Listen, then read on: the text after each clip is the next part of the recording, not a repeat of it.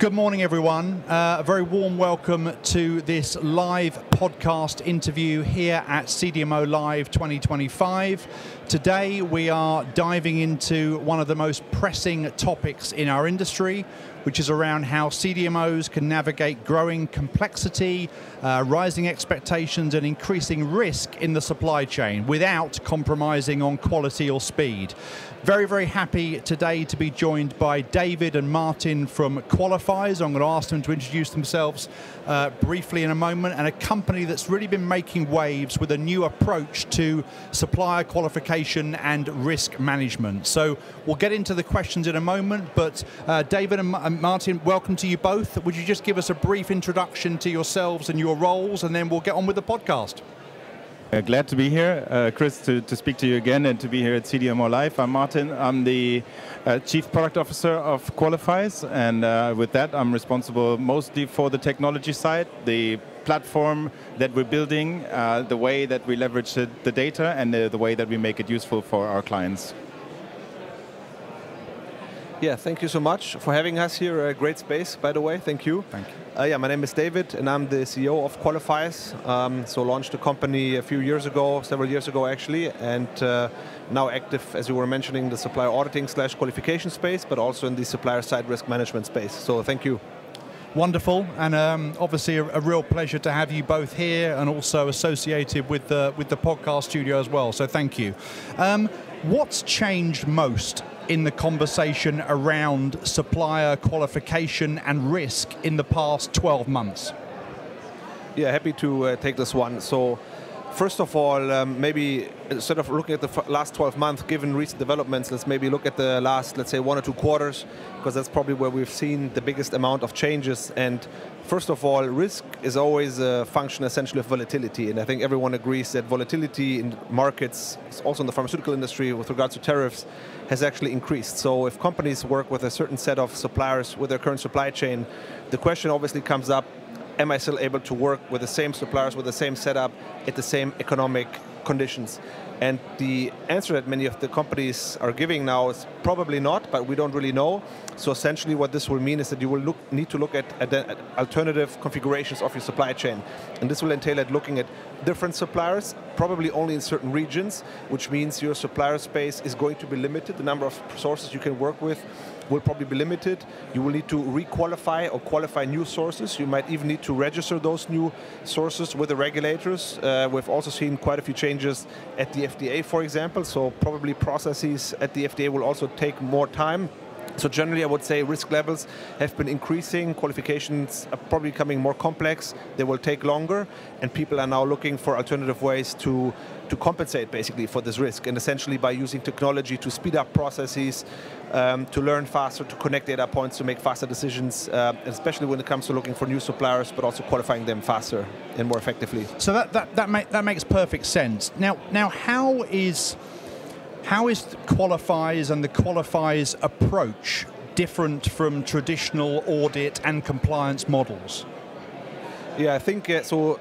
Keep in mind, we started as a pure auditing company in the early days. And I would say at that time, there wasn't so much difference, frankly. We were basically doing audits, which is essentially a risk prevention tool, I would say.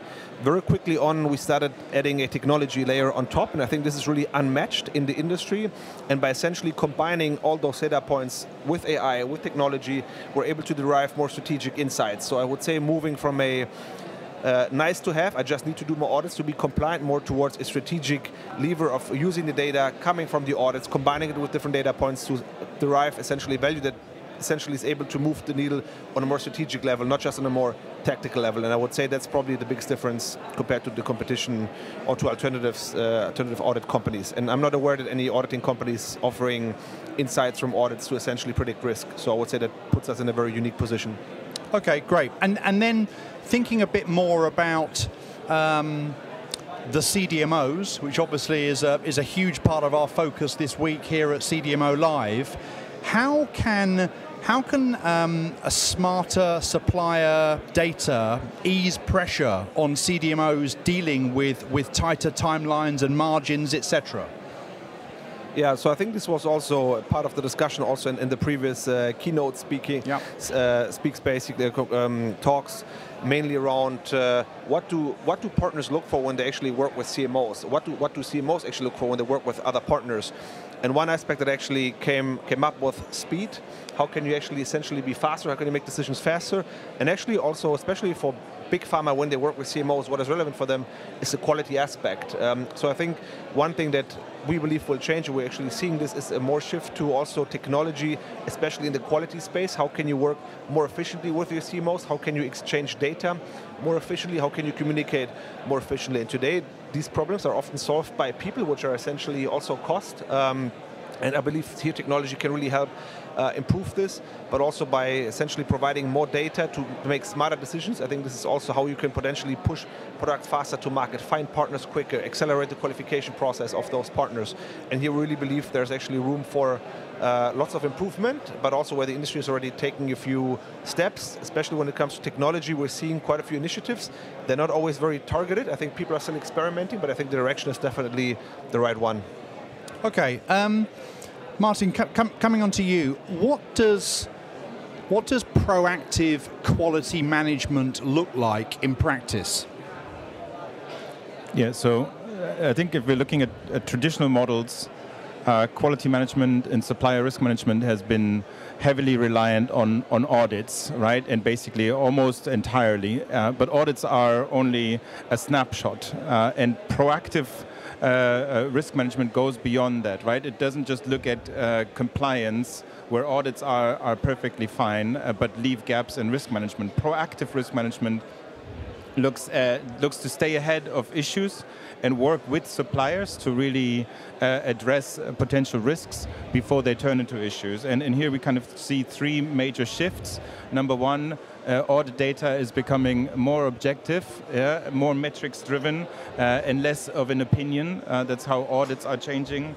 We're seeing that customers are looking at more continuous monitoring. They're looking at other forms of getting information from public data sources or from questionnaires. And the third one is there's an increased drive to collaborate better, to share data among teams. So that's really a new approach for supplier relationship management, I would almost say. Okay, and Martin, staying with you, you mentioned consistent information sharing. How is QF helping teams break down silos between quality, procurement, supply chain?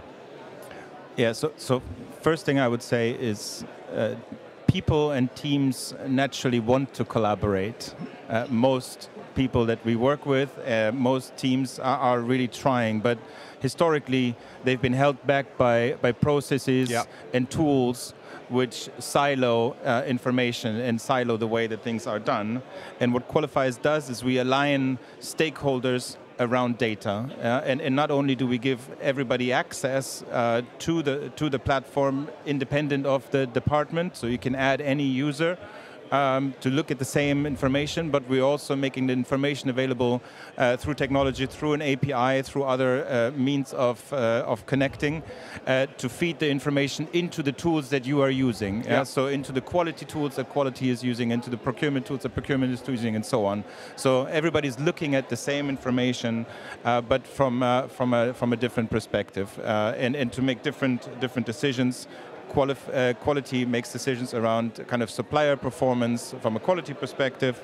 Procurement looks at optimizing their sourcing strategy, and supply chain can, for example, look at changing their batch testing strategy if they see early signs of decreasing quality in the supplier.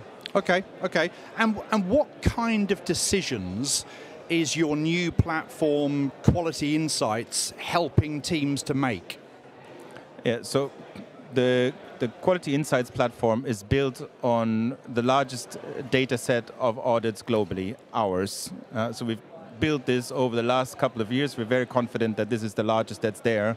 And obviously that's a huge amount of really valuable data that's not easily available anywhere else.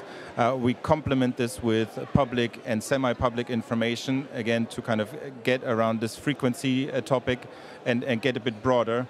But in terms of decisions that are being made, or the questions that our customers need to answer, it's really how risky is my supplier portfolio, number one, right? That's kind of the typical question. And the decision there is, do I need to change the way that I audit them? Do I need to change my audit planning, or do I need to change resource allocation to more risky suppliers?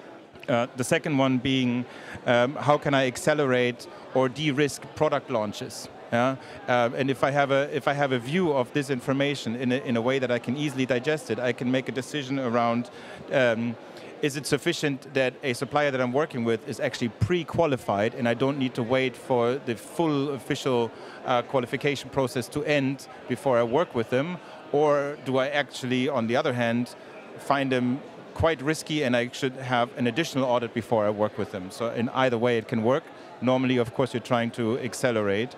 And maybe third one is, third big question is, should we adjust our sourcing strategy, right? David has mentioned the current environment where everybody's thinking about it in terms of tariffs and changes in globalization.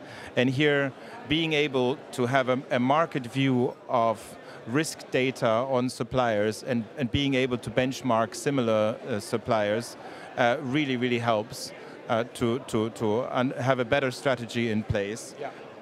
And in general, effectively, what Qualifyze is trying to do is to move to more data-driven decision-making and less gut-driven decision-making. Which makes a lot of sense. Martin, thank you. David, back to you.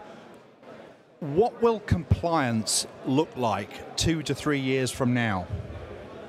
Yeah, I think that is a very good question. I think what we're actually seeing at regulators is that they're trying to build something that actually looks at linking different players in the supply chain. So not just looking at your tier 1 risk, but actually going all the way down. So what I actually believe what will happen in the future is that compliance will extend beyond what is directly visible, but the expectation will be that you need to go much more deeper into each site and much more deeper into your supplier network, basically.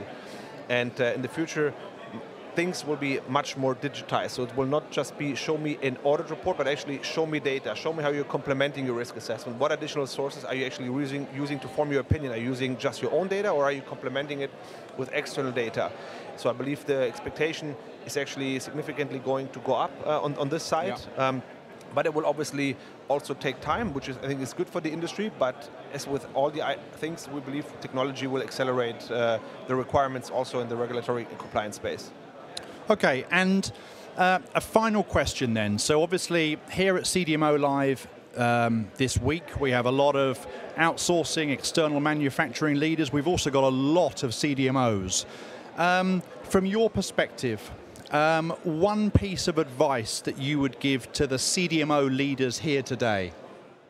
Yeah, so I think there's lots of uncertainty in the market. I really tend to believe that challenges always represent an opportunity, and I think actually now is really the time to take a step forward, to really set yourself apart on a variety of different items. I think we've heard different topics today, from pricing strategies to quality to becoming more flexible. I think there's many different opportunities, but I really believe now is the time actually to invest and to actually go ahead, stand out from your competition by being actually proactive, by doing maybe even taking more aggressive steps now, so that you're actually prepared for what's to come in the next decades. So I think this is a huge opportunity, frankly, and I'm very positive about this. Great advice, and I hope you'll have the chance to speak to some of the CDMOs here today in person. I'm very sure you will. David, Martin, thank you very, very much for your insights today. It's been fascinating to speak with you. Also, I'd like to also say thank you for your support and sponsorship for the podcast studio here at CDMO Live.